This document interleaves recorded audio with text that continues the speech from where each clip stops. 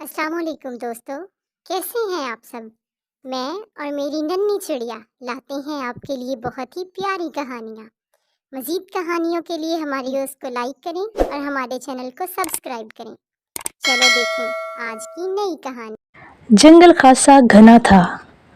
चौड़े पत्तों वाले लंबे कदावर दरख्तों की छांव दिन के वक्त भी जंगल में नीम रात का मंजर पेश कर रही थी। ये जंगल गांव की आबादी से कुछ फासले पर फैला हुआ था और इसमें हर किस्म के बेशुमार दरख्त थे। रफीक लकड़हारा खरामा खरामा हाथ में कुल्हाड़ा लिए चल रहा था। वो इस जंगल के चप्पे चप्पे से वाकिफ था।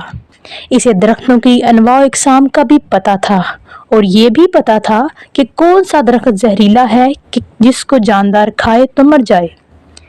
मीठे और मज़ेदार फलों वाले दरख्तों से तो वो खूब वाकिफ था और खूब फल तोड़कर खाता था और अपने घर वालों के लिए भी फल तोड़कर ले जाता।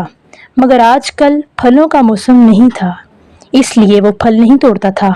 इसे इस बात का भी इल्म था कि सिवाय गिद्धड़ों के और कोई खूनख्वार दरिंदा इस जंगल पे नहीं रहता। गिद्धड़ वैसे भी डरपोक होते हैं और ये इंसानों को देखकर दुम दबाकर भाग जाते हैं। बाज़ौक़ात गिद्धड़ों की तादाद ज्यादा हो और मुकाबले में सिर्फ एक आदमी हो तो ये फिर इकट्ठे होकर परेशान करते हैं। ऐसे में अगर एक मजबूत लाठी हाथ में हो तो ये दुम दबाकर भाग खड़े होते हैं। रफीक जंगल के करीब वाक़या इसी गांव में रहता था और अपना गुजर बसर करने के लिए इसी जंगल से सूखे दरख्तों की लकड़ियां काटता और फिर करीबी शहर में बेचकर अपने बीवी बच्चों के लिए राशन ले आता। वो बरसों से इस जंगल की लकड़ियां काट रहा था, मगर इसने कभी लालच न की और सिर्फ सूखी लकड़ियां ही काटता था। वो हरे भरे दरख्तों को ना काटता, क्योंकि ये बात वो अच्छी तरह जानता था कि दरख्त भी जानदार हैं और तकलीफ भी महसूस करते हैं। जब इनको कुल्हाड़े से काटा जाए तो ये दर्द से कराहते भी हैं, मगर इनकी आवाज़ इंसानी कानों तक नहीं पहुंच पाती। अनपढ़ होने के बावजूद भी वो ये जानता था कि दरख्त हमारे लिए बहुत ज़रूरी हैं। ये हवा में ऑक्सीजन की मौजूदगी का बायस हैं, जिससे हर इंसान और जानवर सांस लेता है। दरख्त कुदरती आफात की रोकथाम में मावन साबित होते हैं। दरख्त आंधियों और तूफानों का मुकाबला करके इंसानों को इन आंधियों और तूफानों के असरात से महफूज रखते हैं। दरख्त बारिश बरसाने का बायस बनते हैं, जिससे फिजाई आलूदगी का खात्मा होता है और ये किसानों की फसलों के लिए तो बारिश किसी नेमत से कम नहीं है। बच्चे बारिश में खेलते हैं और खूब मजे उड़ाते हैं। रफीक को आज कोई सूखा हुआ दरख्त नजर न आया। अगरचे जंगल बहुत बड़ा था, तब भी इसने जंगल का चक्कर मारा, मगर इसकी कोशिश नाकाम हो गई और इसे मायूसी का सामना करना पड़ा। थक हार कर वो एक दरख्त के तने से टेक लगाकर सस्ताने लगा। वो सोच रहा था कि आज अगर लकड़ी के बगैर गया तो राशन कैसे खरीदूंगा, और अगर घर में खाना ना पका तो सब भूखे सोएंगे। वो जंगल से सिर्फ इतनी लकड़ियां काट रहा था जिससे एक दिन की रोटी पक जाए। वो लालची नहीं था, कभी भी इसने जंगल में बहुत ज्यादा लकड़ियां नहीं काटी थी। वो सोच में मगन था कि अचानक इसके दिल में एक ख्याल आया कि आज अगर घर खाली हाथ गया तो बच्चों को क्या जवाब दूंगा। चलो मैं और मेरी बीवी तो भूख बर्दाश्त कर जाएंगे, मगर छोटे छोटे बच्चे भूख से किस तरह रात गुजारेंगे।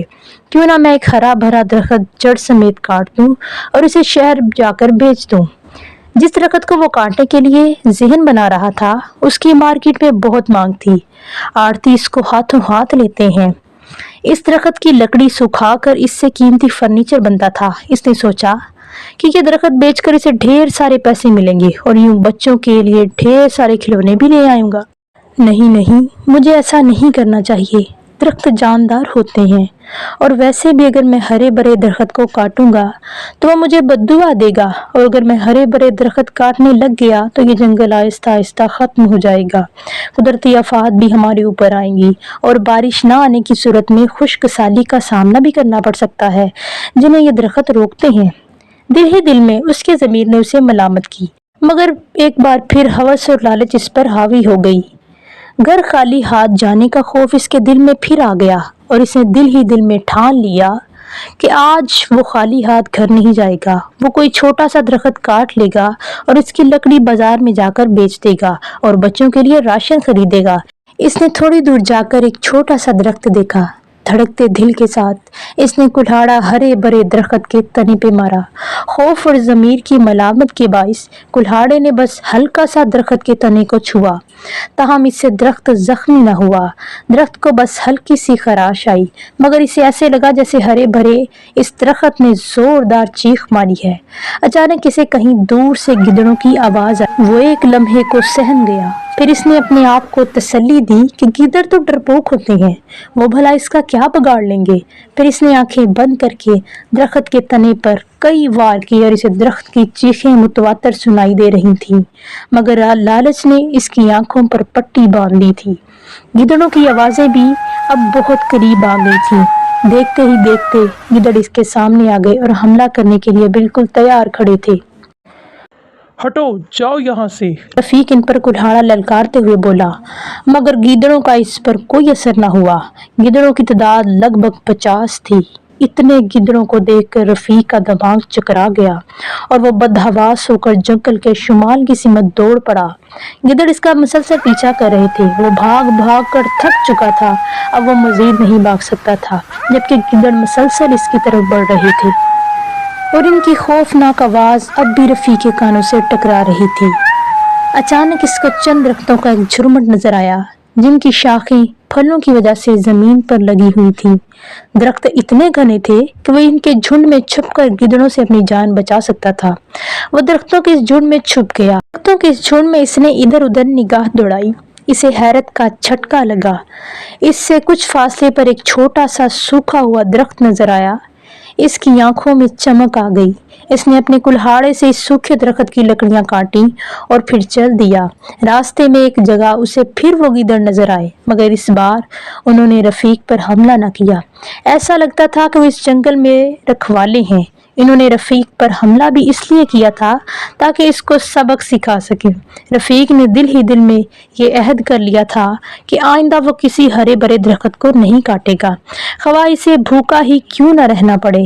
اس نے یہ بھی عہد کر لیا تھا کہ جس طرح گیدڑ جنگل کے ہرے بھرے درختوں کی رکھوالی کر رہے ہیں، وہ بھی ان ہرے بھرے درختوں کی دیکھ بھال کرے گا۔